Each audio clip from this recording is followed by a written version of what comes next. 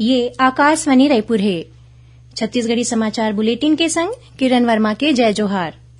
अब सुनो आज के प्रमुख समाचार। देश में कोरोना के बढ़त मामला ला देखत केंद्र सरकार सतर्क। प्रधानमंत्री लीन आज महत्वपूर्ण बैठका। केंद्रीय जनजाति समाज कल्याण राज्य मंत्री ह छत्तीसगढ़ के 12 जाति मन ला आदिवासी समुदाय में शामिल करे संबंधी विधेयक पारित होए में दिन बधाई और पिए के साफ पानी उपलब्ध कराए के सेतिर रायपुर, दुर्ग और बिलासपुर जिला के आंगनबाड़ी मन में 210 स्टील के पानी टंकी लगाए जाही। अब समाचार विस्तार ले। चीन, जापान और अमेरिका समेत दूसर देश मन में कोरोना के बढ़त मामला ला देखत केंद्र सरकार सतर्क हो गए है। इस संबंध में आज प्रधानमंत्री नरेंद्र मोदी ह एक महत्वपूर्ण बैठका लीन। ऑनलाइन होइस उच्च स्तरीय बैठका में देश में कोरोना के स्थिति और संबंधित पहलू मन ऊपर चर्चा करेगिस। ये बैठका चीन, जापान, दक्षिण कोरिया, फ्रांस और अमेरिका में कोरोना के बढ़त मामला ला देखत बुलाएगिस। यही बीच काली प्रदेश में 1000 ले ज्यादा सैंपल के जांच करेगिस, जेमा रायपुर जिला के 2 जिन मनखे मन कोरोना संक्रमित पाएगिस। केंद्रीय जनजाति समाज कल्याण राज्य मंत्री और सरगुजा के सांसद रेणुका सिंह छत्तीसगढ़ के 12 जाति मन ला आदिवासी समुदाय में शामिल करे संबंधी विधेयक लोकसभा में पारित होए में आदिवासी समाज ला बधाई दिन है।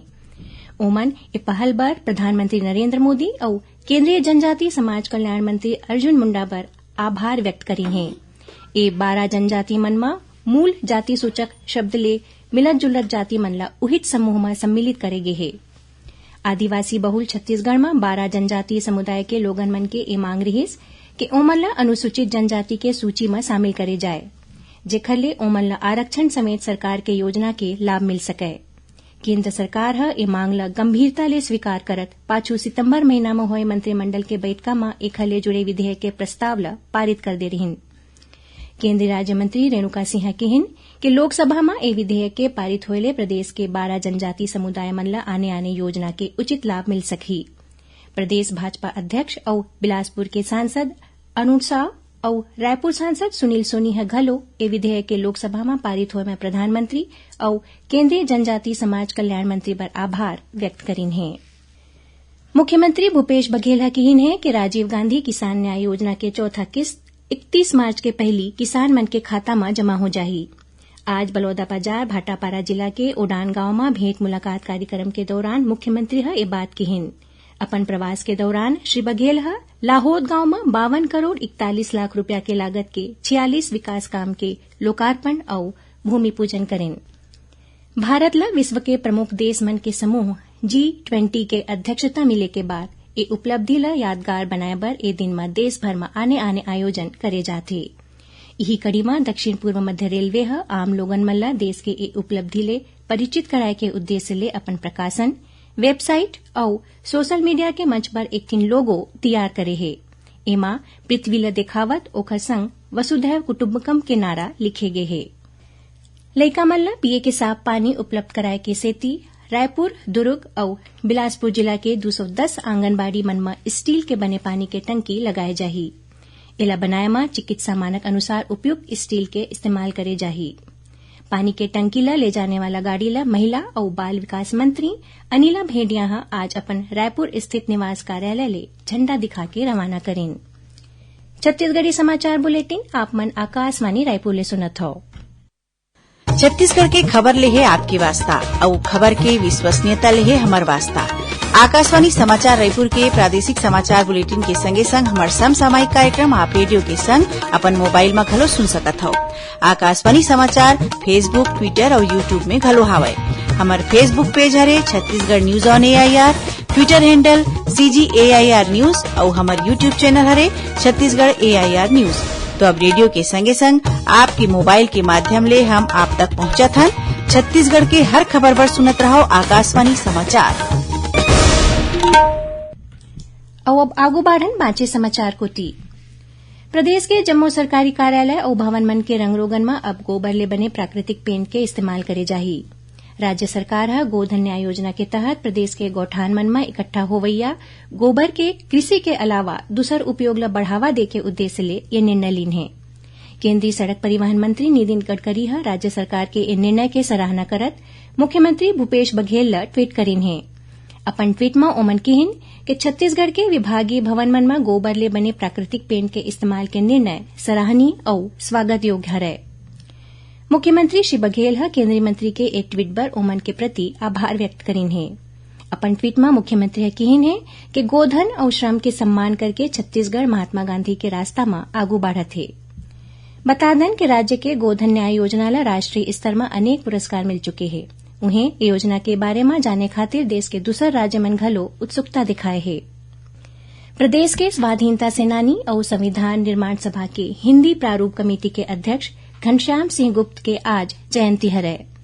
संविधान निर्माण सभा में महत्वपूर्ण जिम्मेदार निभैया दुर्ग निवासी घनश्याम सिंह गुप्त सीपीएन बरार प्रांत के विधानसभा के पहली अध्यक्ष घलो रहीन। ओखर जयंती में आज प्रदेश में आने कार्यक्रम राखे गिस।